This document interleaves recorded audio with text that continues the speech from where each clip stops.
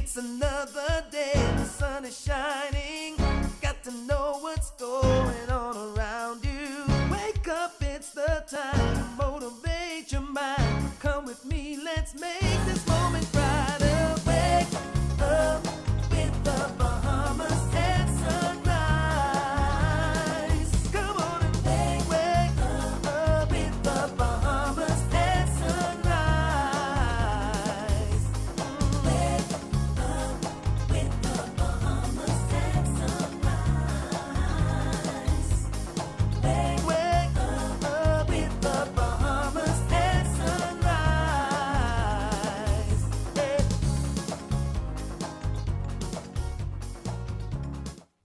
Good morning and welcome to Bahamas at Sunrise. You are up dead early on a marvelous Monday. My name is, what's my name? Mark Daniels. I'm in a minute. I am Mark Daniels.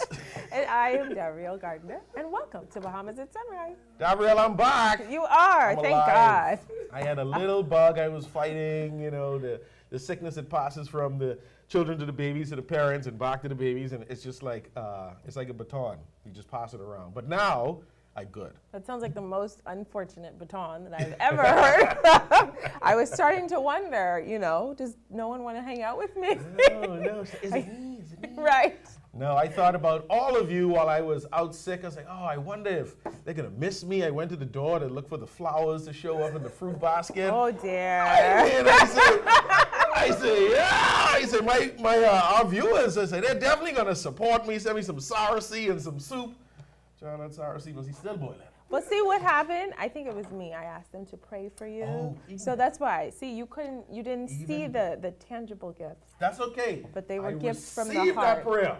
Thank you so much for all of you that had me in your thoughts. I'm doing well. I missed a week, and now we in February yet? No. We still in January. Call me next week. We cannot still be in January. Yes, we we're are in still the 10th January. week of January. Yeah. Well, the year is pressing on. I'm hoping that everyone still has enthusiasm about this year, about what it is you're trying to accomplish, what are the goals you want to achieve, what's the difference you want to make this year. So keep it going. I'm putting this energy into you, into your screen. Go forth and tackle this week. Be productive. Be the best version of yourself that you could be. I love it. Yeah? Yeah. Yeah, man. I need to tell myself It's that. motivational Mark. Yeah. It's a motivational Monday with Mark. Oh, motivational Monday with Mark. We got it. Fine, I love it. Well, I'm back, everyone. So happy to see you all, and we've got a great show for you today. Our friend Dr. Pinto is back in our urology care segment to talk to us about what causes excessive urination. We also have Dr. Robin Roberts and Dr. Sandra Dean Patterson to talk to us about an upcoming symposium called From Boys to Men, Reengineering Our Bahamian Society. And artist and educator Clive Stuart is here to talk about his new art exhibition. We'll also see Carey's presentation from the BBO last week. All this and more after a quick check on weather with Godfrey Burnside.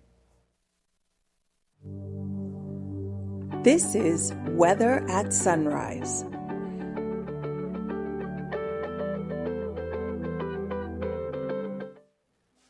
Thank you, thank you and good morning, Bahamas. In your first look at weather, sunrise, high pressure is now moving towards the east, making way for a cold front to move here sometime over Grand Bahama and Abaco by afternoon, the province by early tomorrow morning. And that's going to increase our cloudiness, but we're going to start off partly sunny, then variable cloudiness with a few showers, maybe nice thunderstorms on northwest Bahamas, slow on the warm side, and the winds will pick up late in the afternoon, so becoming breezier time. Your high temperature 84 degrees Fahrenheit. Tonight, partly cloudy, a bit breezy, with a few showers, idle thunderstorm again, mainly over the northwest Bahamas. You can expect a few clouds, mild conditions over the remainder of the islands. You're going down to 68 degrees Fahrenheit. And some region highs and lows across the Caribbean, Barbados 86 and 70. In Jamaica, 86 and 72. In Trinidad, 89 and 70. And the Turks and Caicos Islands, 84 and 69. Across North America, Atlanta, 54 and 38. In Boston, 42 and 34. In Miami, 82 and 68. Dallas, Texas, 55 and 38. And Toronto, Canada, 35 and 30. As you go through the week, a cold front moves through and stalls across the central Bahamas by tomorrow.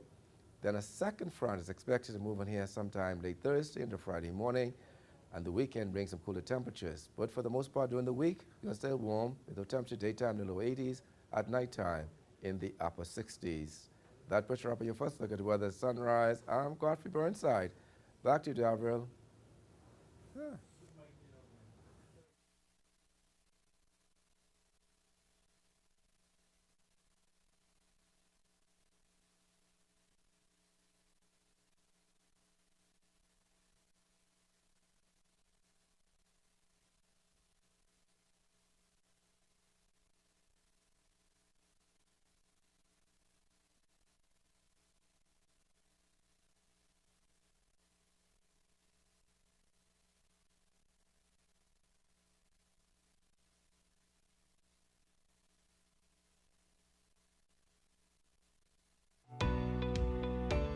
With the help of our authorized financial institutions, or AFIs, using sand dollars is as easy as 1, 2, 3.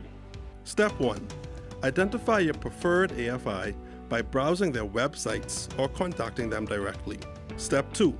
Download the free mobile application from Google Play or the Apple Store and then register for a sand dollar account. Step 3. Load money onto your mobile app and begin sending and receiving sand dollars or purchasing and selling goods and services. We are pleased to be your central bank approved digital wallet providers. It does not matter Which of us you choose? You can pay for goods and services wherever sand dollar is accepted.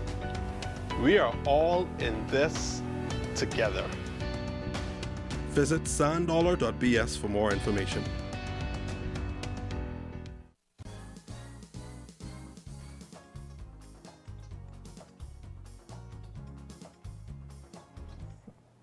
Welcome back. East Street Revolution is the name of a new art exhibition happening at the current Bahamas. The artist and creator of the show, Clive Stuart, who is also the vice principal of Anatole Rogers High School, is with us to talk about it. Good morning, Mr. Stuart, and welcome to the show. Very pleasant to be on with you, and thank you. So tell us all about East Street Revolution. Well, East Street Revolution actually started with a few paintings I started many years ago. And it was during the pandemic where there was no school and there were no students actually, because it was during the time that they had online learning. So there was a lot of time on my hand and there was a lot of space in the school. So I said, let me start painting again. And when I thought about creating the different ideas, the East Street idea came back to me and I said, let me develop it some more. Because I've always been fascinated with East Street. Growing up on Key West Street, one of the side streets of East Street, I recognized that East Street was this, like the bloodline to all of our success. I mean, this was my opinion, of course, a bloodline to all of our success as Bahamians who come from through the Family Islands to New Providence. And that's where the idea came from. Can you describe some of the pieces in the show? Well, I have. If you see the show, you'll see the clothespin being demonstrated and illustrated throughout the show. But basically, the clothespin represents the close-knit family unit that was during the time, say, the 50s all the way to the 70s, and it represented a time where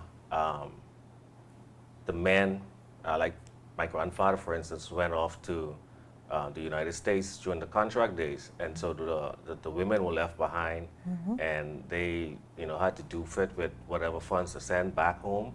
And the clothesline was not only just a place to hang the clothes, but it was the place where the women would meet. So it was a kind of a meeting place where they would meet and discuss about life and the way forward and moving their families forward. Also, it was a place where the children played bat and ball. And during the time that I was growing up, bat and ball was like, it was a serious thing for the students. I mean, not the students, but that's the teacher part of me. For the children, to use for the pastime. And also, the clothesline was used to cure conch and fish, because during those days there was no refrigerator. So you would put your salt on the conch or on the fish, and you hang it on the clothesline. Wow. So I've always been fascinated with, and you don't hear so much about it, and so things like that, you'll see there's a little replica of an outside toilet that I don't think still exists, but that was a common thing in a yard, because a basic yard consists of a couple homes in one yard, and then maybe they shared an outside toilet, which was a wooden structure. It usually wasn't painted, it wasn't pretty. You went in there and you do your business, and then you left. This was a project this was a solo presentation. I know you said that you had some time on your hands during the pandemic. That was when you worked on it. But talk about all of the work that went into creating this exhibition. Yeah, well, part of the initiative actually came from, there's a group of us who from back in the day when it was COB, College of Bahamas, which is now the university, we formed this group called Opus 5, and we haven't shown for many years after returning from college, and we had planned a show to take part in the show in Color of Harmony, but that never panned out. So it was from that it came together to do this show. And like I said, on my free time, it was a time to just go in a nice little secluded spot and utilize the space. And the advantage of that was when I started the piece, I didn't have to clean up. It's just do what I had to do, leave the paints, leave the canvas, and just come back to the space. And so that was definitely one of the advantages for using the school during the time of the pandemic. I got to see some pictures of the artwork, and what seems to be a theme is, well, first of all, the size of some of the elements, the way that they're juxtaposed, and then it seems like you have pictures in a picture. Talk a little bit about your style. Well, my style, when I first started working under Stan Burnside and Max Taylor, the whole thing was to try to mimic those artists, because a lot of persons who saw the show, they say they can see influences by Brent Malone, they can see influences by Max Taylor, as well as Stanley Burnside, who was my lecturer at the time. And I started off doing portraits. You just want to be, you're just learning how to paint, and you want to try to look as similar to the artists at that time. And so my style really is, I like to tell a story as opposed to just doing, as they say, pretty pictures, the Poncianas and the seascapes. So I like to tell a story, so that this is basically my third solo show. My first one being the Ego Trip. The Ego Trip was just, there's a few paintings, a few drawings, but basically it was like text on the wall. There's a store called Carey that afforded me the opportunity to use their space, and they allowed me to actually write on the wall. So there was just scripts on the wall that was done in charcoal. That was called Ego Trip. And then the other exhibition was collage. And collage basically was, there was no theme for it. It's just I had opportunity to paint, and as I felt, I just paint, and so it was put together. And so this one is just East Street. But like I said, East Street is something I've been working with for a little while. Would you say that Bahamianness, for lack of a better term, is something that's intrinsic to your work? Most definitely. I mean, I grew up in the Family Islands, so there's a lot of influence in terms of what I've seen. Artists, we tend to rely on images that we see and we collect in our head. And I would consider myself an island boy, per se, because when we came to the New Providence, I was like in, I think, grade 5 or 6, kind of, already been embedded in terms of what it is to know the Family Islands, and I think I've did many of them. My father was a headmaster, they called it back then, and so we traveled from island to island to island after maybe a couple of years or so, yeah. Okay. We are coming up on our 50th year of independence, and there's a lot of enthusiasm about that and a lot of discussion about, what it means to be Bahamian, who are we as a people. How does art help tell our story? Well, art is one of those things, like storytelling, and it'll be here for years. someone saw the show and it's like it's a coincidence that the show is coming up during our 50th anniversary, but it just happens to happen that way. I'm hoping that the organizers of culture in the ministry would put together a fantastic series of events, including art shows, theaters, and you know, short movies and stuff like that, to seal the deal in terms of to demonstrate to the younger folks that the pride that we have in being Bahamian. You know, I think sometimes we feel like there's no pride, but I think it's there. You know, I think it's one of those things that we just have to demonstrate it. You know, it's there, and you hear the talk all the time that Bahamians don't have any pride, but we do. It's just that we need to find a way to let everyone know that, hey, we do have it, and here it is.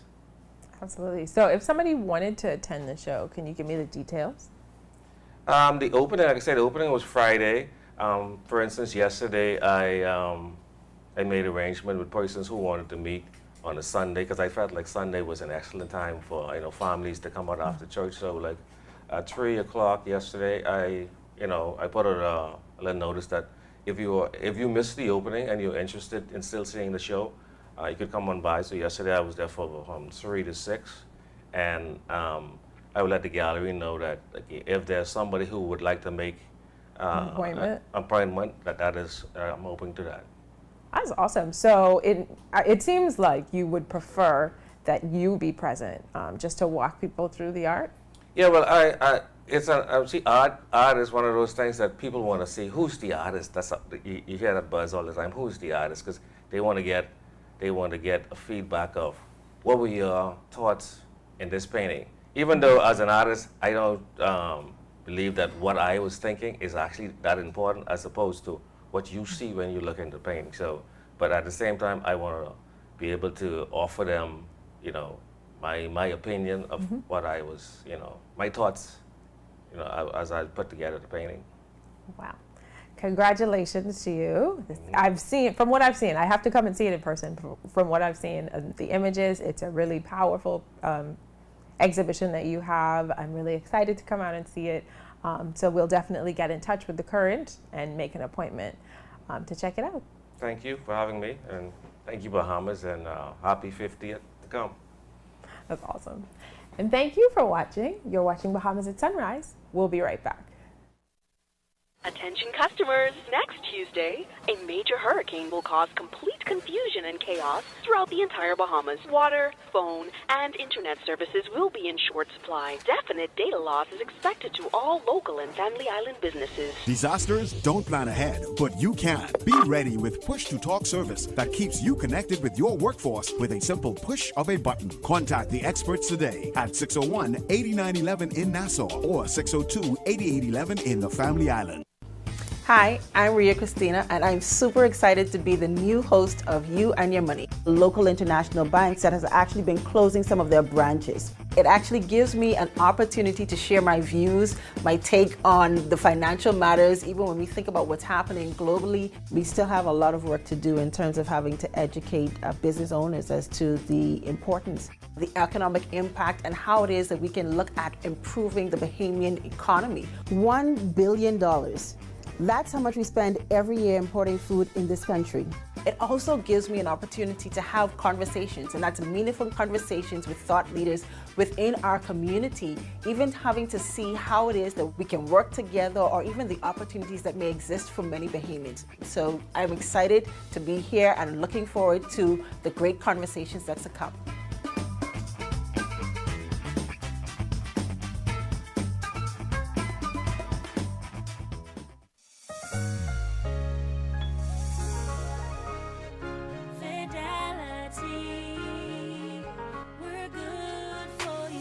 With so much going on in the world today, only accepting cash at your business can be risky. Let Fidelity offer you and your customers safety, convenience, and the flexibility of a fixed or mobile terminal. Take it with you, on the move and on the go. because business should never stop. For more details, speak to one of our business development officers at 356-7764 in Nassau or 352-6676 in Freeport. Visit our website at fidelitygroup.com or visit us at any of our branches.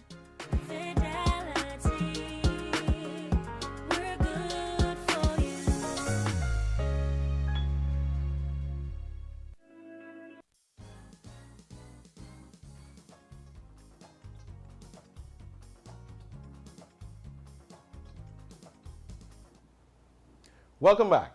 Excessive nighttime urination may be a sign of a serious medical condition, and you should not ignore this. Here to talk with us this morning about this is Dr. Greggory Pinto with Urology Care as a part of our Urology Care segment. Good morning and welcome to Bahamas. It's Sunrise again.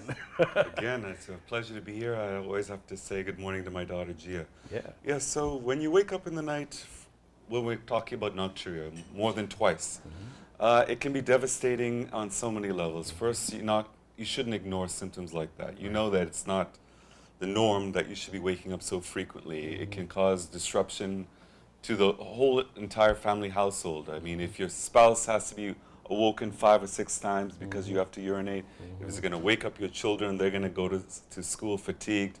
You're going to walk around all day because you feel like you're a zombie, you didn't get enough sleep. You can cause marital discord because your wife or your partner is annoyed because you keep waking up, and you might be the very fortunate one that will fall back to sleep in 5 minutes. She might take an hour, and then when she just gets back to bed, you're waking up again to pee. So it can have numerous causes as why you may be waking up frequently in the night. It may depend, of course, if you're a male or female and at what age you may be. But if you're waking up 2 or more times in the night, it might be as simple as you may have uncontrolled hypertension. That's a very common finding in our society, where we have a very high rate of non-communicable diseases such as hypertension and diabetes. Uncontrolled diabetes can also cause frequent urination. So first of all, we need to determine, are you emptying your bladder completely? And if you're not, there's so many reasons why you may not. There are even behavioral issues. You have to look at what is your fluid intake before you go to bed in the night. Is it caffeine based? Do you have a diuretic such as alcohol? How much are you consuming? What medications you may be taking that we might be able to change so you don't have to pee so frequently. There's a misconception that if you take any medication, you have to drink 5 glasses of water.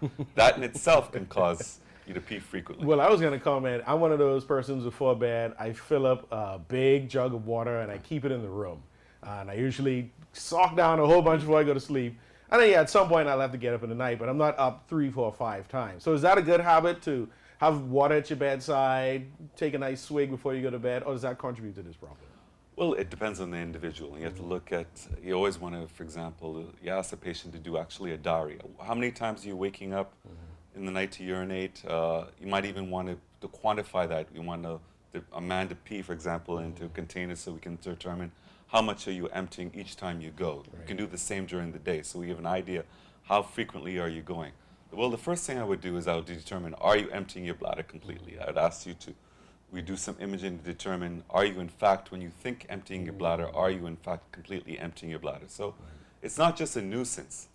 It can be disastrous. You can have irreversible damage by back pressure on your bladder. You can have irreversible damage by back pressure on your kidneys if you have inability to incomplete bladder emptying. For most men, as they get older, it's just an inevitable part of getting older. It's called benign prostate hyperplasia. Just one of those things. It's just one of the things. If we're blessed with old age, many times that's going to happen. For women, there are many reasons for it.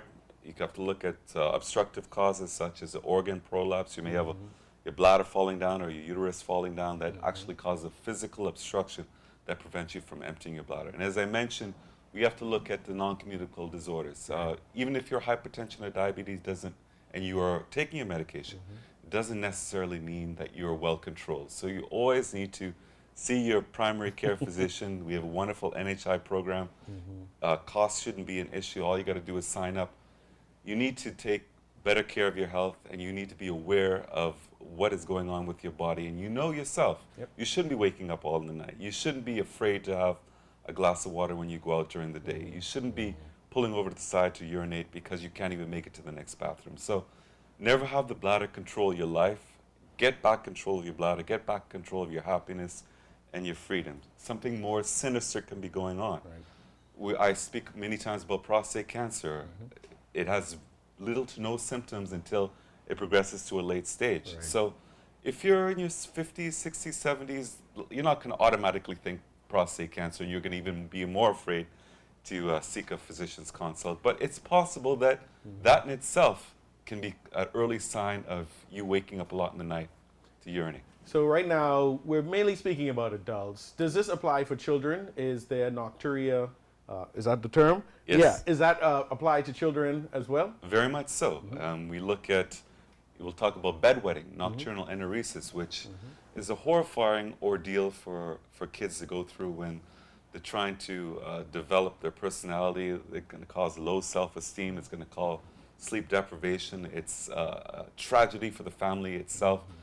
There was a study that said it's the third most horrific ordeal that a family as a whole can go through with bedwetting. Because you imagine changing the sheets, changing pajamas every single night. And if you're 13 years old wetting the bed and you got a 6-year-old little sister who doesn't wet the bed, it's going to profoundly affect you as an individual. You're never going to want to go on sleepovers with friends. You're going to be a social recluse. You're never going to want to go on field trips with your class.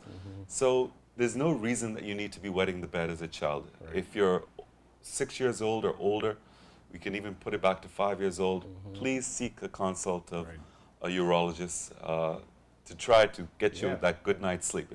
It's imperative for our health, for our heart. And it's critical what you said, you know, just aside from the inconvenience of it, you have to think about the child's self-esteem and just, you know, what that does mentally to them, their siblings, and the family. So if we're going through a checklist right now and I'm trying to figure out, do I have nocturia? What am I ticking off, and when do I know I need to come and see you? If you're peeing 2 or more times, then it's a problem. And there's so many reasons for that. It could be your own fault, unknowingly. You may be drinking Lipton tea full of caffeine 3 cups before you go to bed. You may, there's a misconception, every time you empty your bladder, you got to replenish that by drinking 3 glasses of water. That's just causing you to wake up another 2 or 3 times. So you, as an individual, know something is going on, and don't accept the fact that you're waking up all night to urinate, or that you have to restrict your fluid intake, which can cause disastrous health problems in itself. Please at least see a physician once a year. Get your annual physicals. Well, we always appreciate you coming on and reminding us, especially as men, women, yes, we're talking to you too, but women generally take a bit more better care of health than men. I'm going to make that assumption. But you always come on and remind us as men that we should take our health in our hands, not let things linger, and, you know, get regular checkups. And if there's something you feel isn't wrong, don't let it hang around, because it can only get worse. So once again, I'd like to thank you for coming and talk to us on Bahamas at Sunrise. It's always my pleasure. Talking about bedwetting. If it's 2 or more times a night, you got to get right. Go see Dr. Pinto at Urology Care. Thanks. So thank you again for joining us this morning. I appreciate it. Thanks for being with us. You're watching Bahamas at Sunrise. We'll be right back. The Euro device is very affordable. It allows you to increase your internet connectivity. You are able to do away with the buffering, say goodbye to the dead spots. It gives them a much more stable connection. Their customers are able to view their digital menus. The establishment is able to stream. It allows for everyone, the customers and the business operators, to have a much more robust and stable internet connectivity.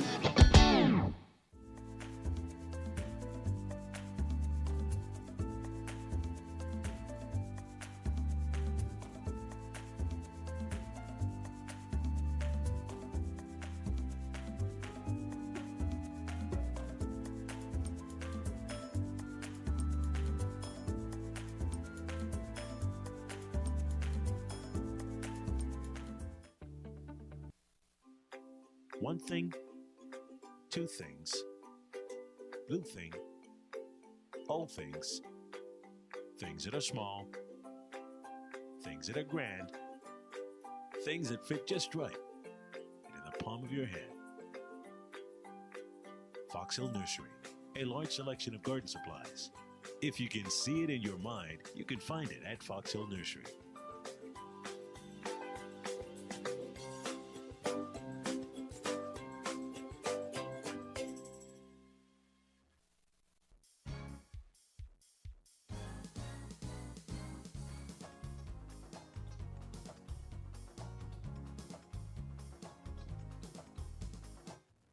And good morning. Welcome back to Bahamas at Sunrise. We are here at the Mid Show on another marvelous Monday. I'm so happy to be back after missing you all last week. My name is Mark Daniels. And I'm Gabrielle Gardner. And we had a great first half of the show. I always enjoy Dr. Pinto coming on.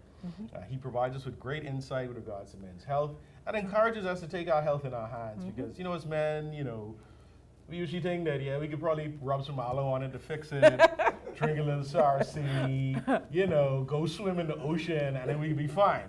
Some things can't be solved by a swim on Goodman's Bay. So make sure if you're having issues with excessive urination or any other problem you feel that is impacting you as a man or woman and is impacting your urinary system, go and see Dr. Pinto. He will get you sorted out. Very exciting. Well, I had a different kind of vibe from my interview. I got to speak with Clive Stuart, who's an artist and also the vice principal at Anatole Rogers High School, and he talked about his exhibition that is currently ongoing at the Current at Bahamas. And I did get to see some pictures of it, and I loved chatting with him about it because it is really just an incredible piece. It's called East Street Revolution, and it literally makes certain seemingly basic elements of the Bahamian life, especially the more traditional Bahamian life, kind of magical in their own way. So I would definitely recommend that everyone make an appointment, call the Current, because he wants to be there when you go, make an appointment and check it out. Yeah, I got to see some of the images on the screen. Very powerful artwork. I love that type of work. Yeah, it feels like you're in a magical, mystical world in between worlds. So good job. You must be the coolest vice principal around. Right? Producing that kind of art. But we got a lot coming up in the second half of the show. We'll be learning about the upcoming symposium From Boys to Men, Re-Engineering Our Bahamian Society. Now, y'all have boys to men. This ain't the singing group. But we got some very qualified and caring people who's coming on to talk about how we can turn the tide when it comes to our young men and the direction that we're heading in collectively.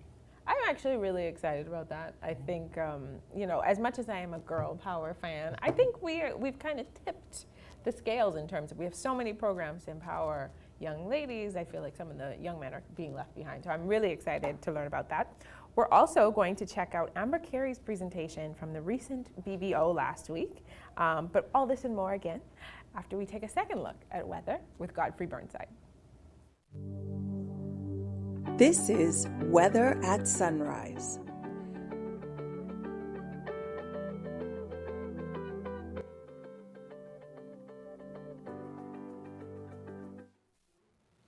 Like the Gabrielle, good morning, Bahamas. In your second look at weather, sunrise, high pressure now shifting towards the east, making way for a cool front to move into the Grand Bahama Abaco areas this afternoon. No problems by late night, early tomorrow morning.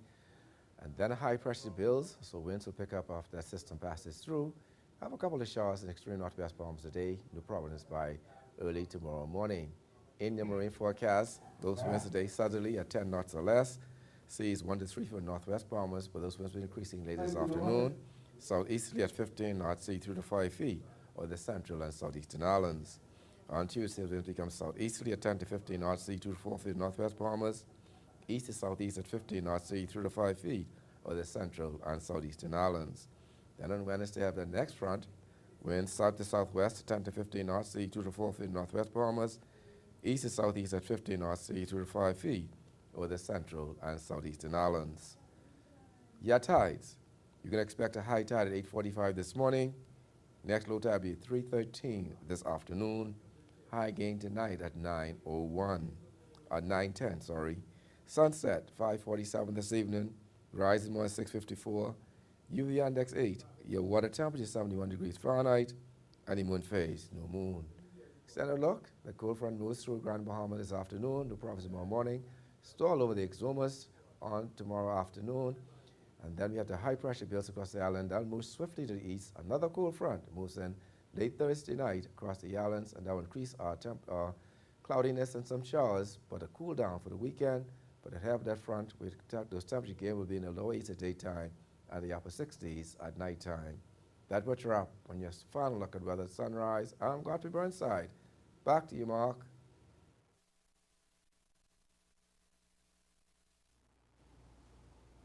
Thank you, Godfrey. From Boys to Men, Re-Engineering Bahamian Society. This is a symposium for men, about men, happening this Thursday, January 26th. And we have with us two wonderful people to talk with us about this event. We have Dr. Sandra Patterson, psychologist and Bahamas Crisis Center founder, and Dr. Robin Roberts, urologist and consultant physician with the Ministry of Health. Good morning and welcome to Bahamas at Sunrise. Good morning. Morning. It's a pleasure to be here. Yes, thank you for being up with us dead early on this Monday. Yeah. I don't know, I know, if y'all usually have this early, but y'all are doctors, so y'all up all night, right? But thank you both for coming on the show. I mentioned when we came on air, I saw the flyer for the show, and I thought it was really important for us to come on and have a discussion about this. We've been seeing lots of violence in the news. We've been seeing fights in schools. We've been seeing decline in the quality of life in a lot of our young men and their direction. So I wanted to make sure we could come on and talk about this. So thank you all for sacrificing your morning for us. So Dr. Patterson, we'll start with you. Why is the Crisis Center focusing on boys and men at this time? Okay. Well, I think we all, not just the Crisis Center, but everybody in this country has to be concerned about what's happening to our young men, has to be concerned about the violence that's happening. It looks like there's not a week when we don't see some young man either as a victim or a perpetrator of this violence. So we've been talking about it, worrying about it, and saying, you know, we need to do something about it. And so about 3 months ago, last September, we put on a symposium for the boy child. We talked about protecting the emotional health of the boy child, and that was a fantastic coming together. Dr. Roberts participated, of course.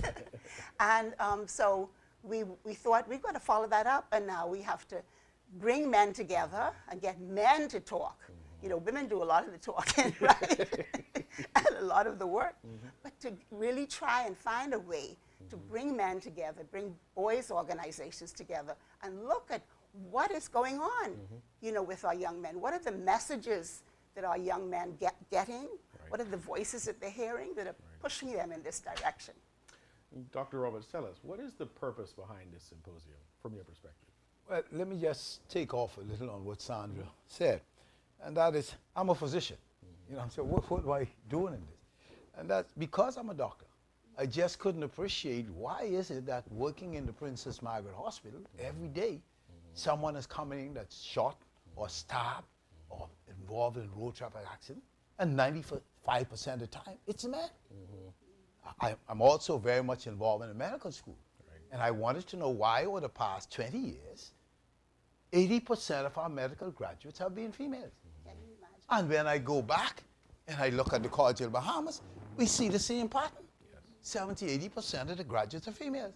And then we go to the high school, we realize the same thing.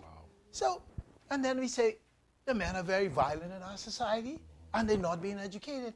So what's happening? What are the outcomes? Well, we only have to look at the prison. Okay? We are seeing, you know, 95% of the attendees, I want to call it word come, they're men. That's and where all the men are. And half of them never graduated from school. So maybe there's a link here. And then when you start to look at our whole family structure, and we realize that almost 2 out of 3 of our families that we have are born by one-parent families, and they are primarily females. We have to ask, so where is our man? Is it that we have a problem because the men are not involved as they should be in raising the boys? So we have to look and see where has this problem started. So I want to say that I don't know where it started, but I can tell you one thing, I know where it's ended. We have a major public health crisis. That's what brought to my attention. And a public health crisis is one in which, number one, you have a major problem, a health challenge that is a heavy burden in our society. Heavy burden, financially, socially, and even if I look at it in a very simple way, the girls can't find husbands. They don't have any mates. Okay? And so it's very costly in every spectrum. The second thing, right, is that it could happen to you. And we are raising our boys. And what's happening? I tell you, I had my challenges with my son. Okay? I've got 3 sons right now. So. And it's a major challenge. Okay? So, but the key, and why I'm involved, to public health, is that these are preventable problems. So where do we start? How can we prevent this? And so when we have to look at it, and I say, well, the thing is, this is all men. So we've got a serious problem where the major risk factor in the problem that we have is this male child. Right. So what's happening in this male child? How are we raising this male child?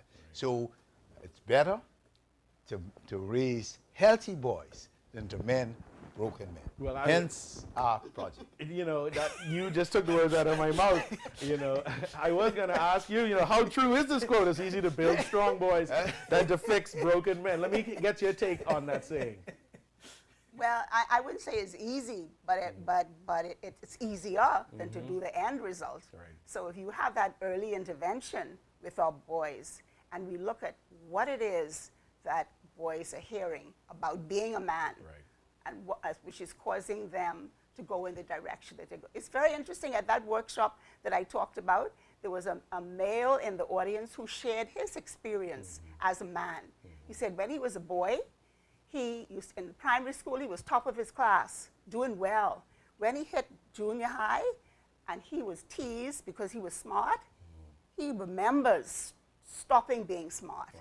He remembers not being an A student anymore, but allowing himself to be a B student because the pressure on him as a smart boy, what kind of man are you, man?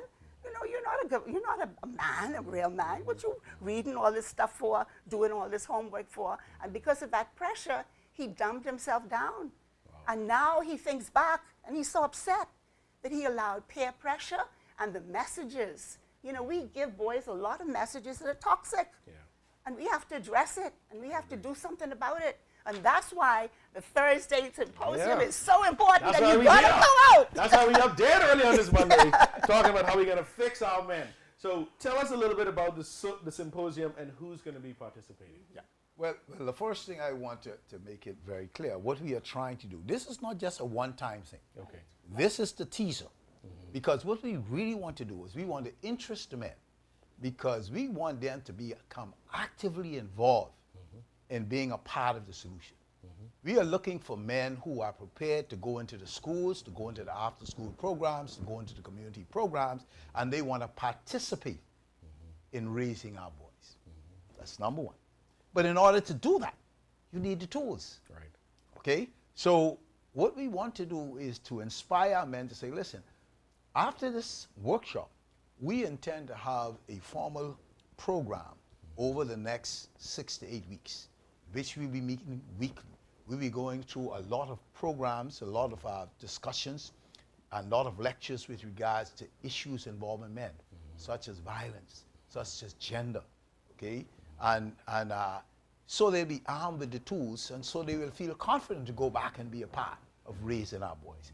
So in this teaser, the first thing we have is I'm going to give a talk and looking at what is the problem right now from a health perspective in terms of looking at how bad it is. What's the situation analysis?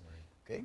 And the second book, we have Dr. Ian Strawn, who's also going to be talking about the signals, the messengers that we have. And then, so we look and see review the situation. The second phase we're going to talk about now is to say, okay, if we now appreciate the problem, what are some of the things that we can do? So we're going to have Dr. Ellison Raming, who's going to be talking about his experience and looking at the restorative justice in his development. That is, and making a difference in people's thinking and being able to walk in the shoes of persons they hurt. You know. And then just looking at this program, here it is. So I was trying to figure my mind going through, right? And then, you know, we also have, one of the major problems, we have so many men who are being incarcerated and then they are released back into society. How do you help them? You know, what are the challenges they have? And so one of the persons I met, and I was a part of his organization, Troy Clarke, and his lead organization, looking at leadership, building self-esteem, looking at abilities, and looking at the discipline, okay? And to create a path for men to get back into society. And so we want to say, yes, we have men who have been not only at risk, they are being damaged, but we can repair them. We can get them back into place. So he's going to talk a little bit about the successes that he's been having. And then we're going to say, listen, what is the way forward? And so one of the big issues that we have now, which is very topical, I thought, we've got to talk about this marital rape problem. And put this all in the perspective of saying, listen, yes, we had a problem. Here's how we're going to look at it, and this is a way forward. Right. I couldn't think of anyone more better than Bishop, my Anglican Bishop Leach Boyd. Yes, so we want to put a perspective, not only from a religious way, but also from a philosophical and educational perspective. So we're not looking at passions and so forth, but we want to look at this from a very, I want to say, scholarly perspective. Yeah. And it's a very powerful lineup. You see? Isn't that an impressive list? And don't forget Shivago. And then finally we have Dr. Shivago Lang. Yes. This is, I still call him, he's like a doctor. Yeah. But, you know, and his motivational perspective and his concept of policy and his leadership skills, I think that he will be a tremendous asset in terms of planning our way forward. Definitely. And then finally I will wrap up and we will look at the whole program that we have set forward. And want to realize that this project we call really is a part of the project of the bigger national agenda we had at the time when we looked at gender-based violence and how do we eliminate gender-based violence in our country. Well, sorry, definitely a powerful lineup. We're going to have to go soon, but I want to get this last question in. Just tell us when and where is the event and who should attend? Okay, the when is Thursday. Thursday the 26th from 6 to 9 is at the Harry Moore Library at UB. Yes. And we want men to come out. Now women, but we're hoping to be able to screen it so the women can watch it and come forward when we have our follow-up in March as a way forward. But we're really hoping to have the men out and boys organizations and to have them talk about it. I love it. And analyze the problem. This is so powerful. Demand them, right? Yeah. We got to be there and show up. I wish we could talk about this all morning, but unfortunately we have to wrap. I will be there. I'd like to thank you both for coming on this morning. Dr. Sandra Dean Patterson, Dr. Robert Roberts. Boys to Men, Reengineering Bahamian Society. Thank you so much for putting this together and being up with us dead early on Bahamas at Sunrise. Okay. I'll see you all on Thursday. Great. Dead early. Thanks for having us. Sounds for being good. here. Thank you. You're watching Bahamas at Sunrise. We'll be right back.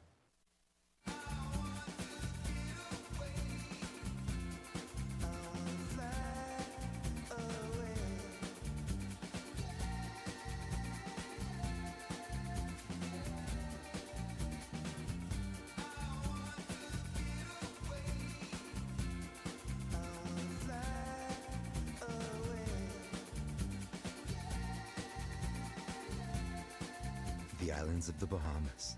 Fly away.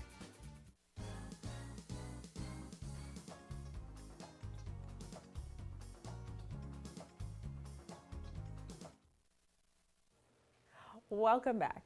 Staying connected was the topic of presentation by Amber Carey, Vice President of Cable Bahamas and Alive Consumer Marketing Solutions at the Bahamas Business Outlook this past Thursday.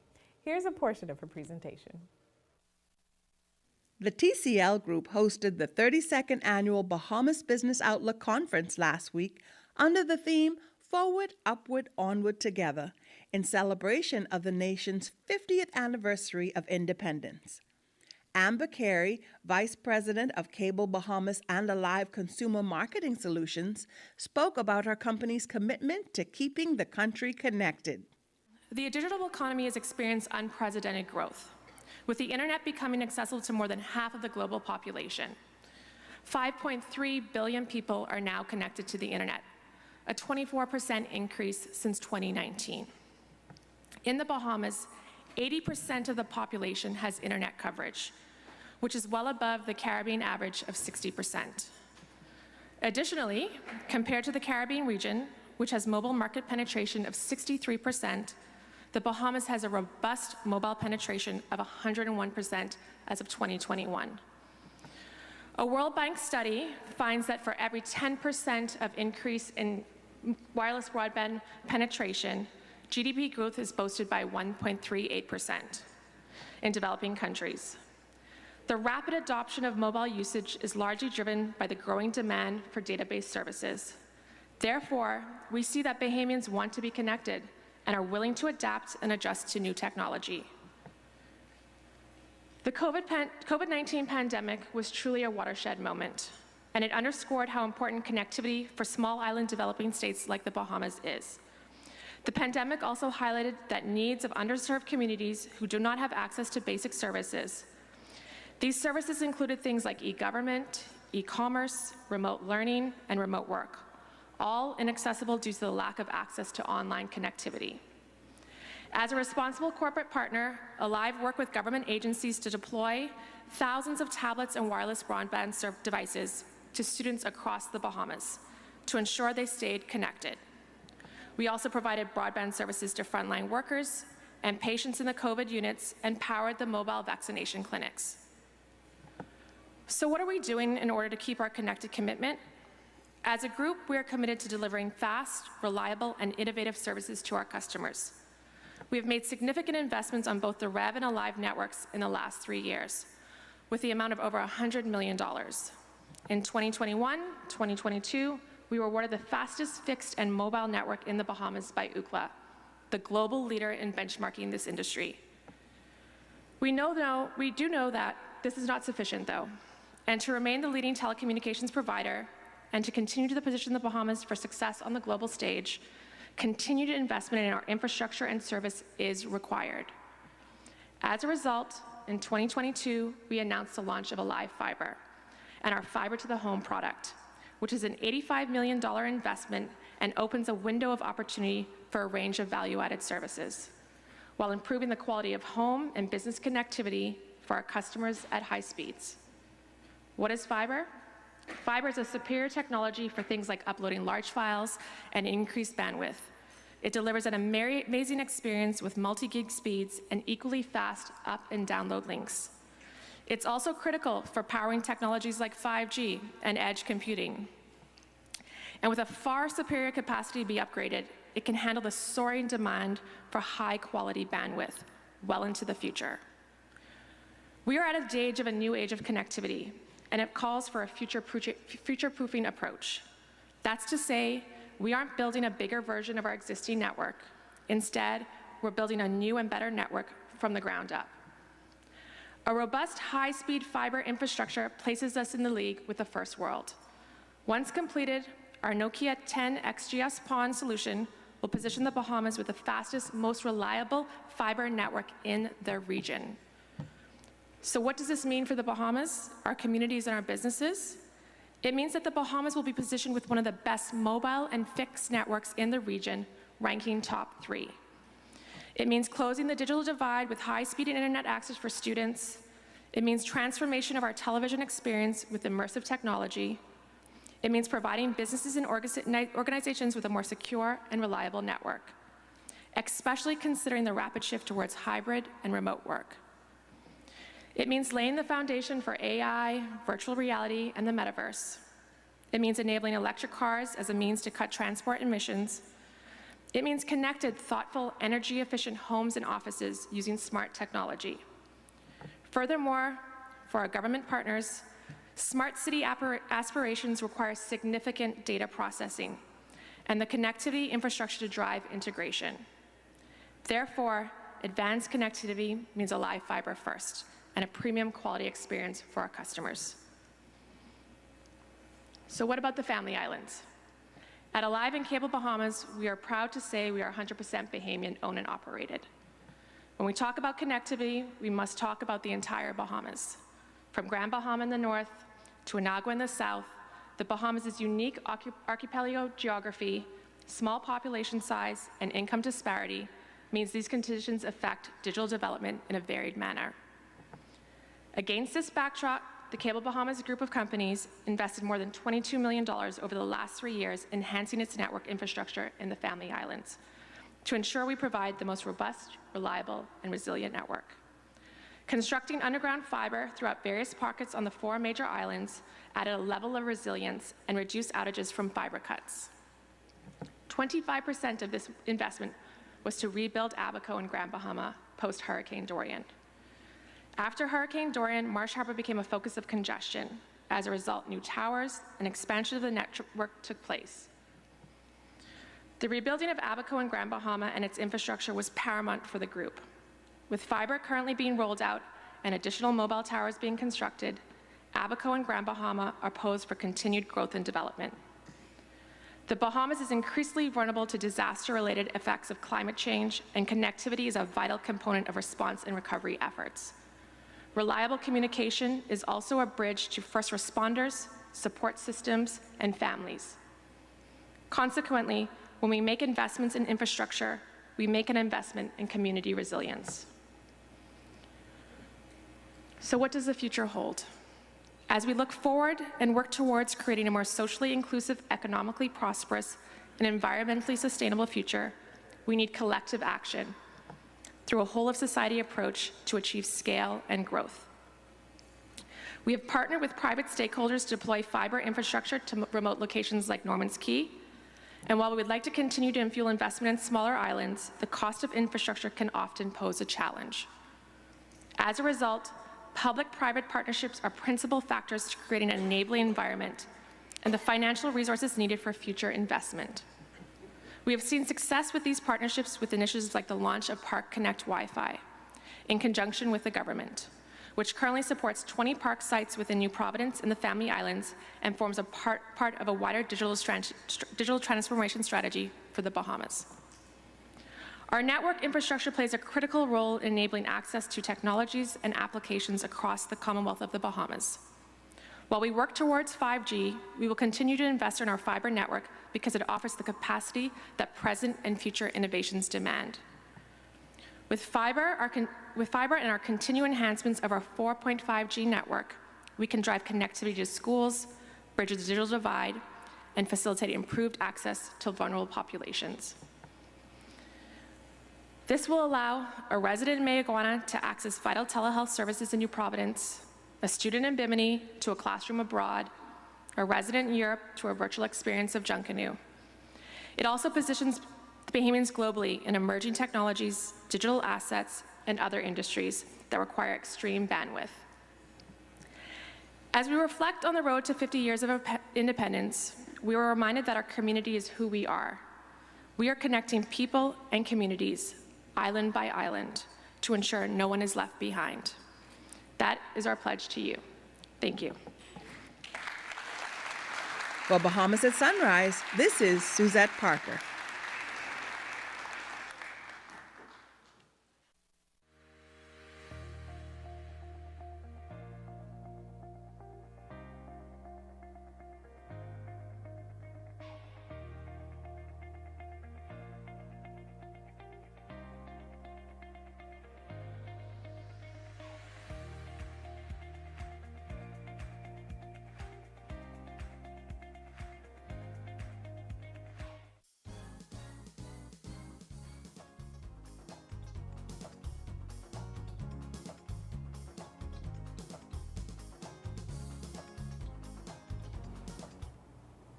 Welcome back, and that's it on an excellent show that we had today. We had some exciting conversations from the medical perspective to artistry and just so many more important conversations about the future of the Bahamas and our youth. How do you feel? And we can't forget about Boys to Men, not the singing group, but what we need to do in our country in terms of saving our young men. And so that symposium that's happening on Thursday. I encourage you as our viewers to go and check it out. Men are invited, men and boys organizations are invited. You know, I don't say that I'm perfect, but growing up, I had different communities to help me stay in line. I played soccer, I did Boys Brigade, I went to church, I did Gentlemen's Club in high school. So there's different organizations out there, but not everybody will respond to that because not everybody comes from the same background. So come on out to the symposium, figure out how you can play a part, and let's rebuild our societies and get our men them back in order, right? Absolutely, and be sure to visit the current Bahama to check out Clive Stuart's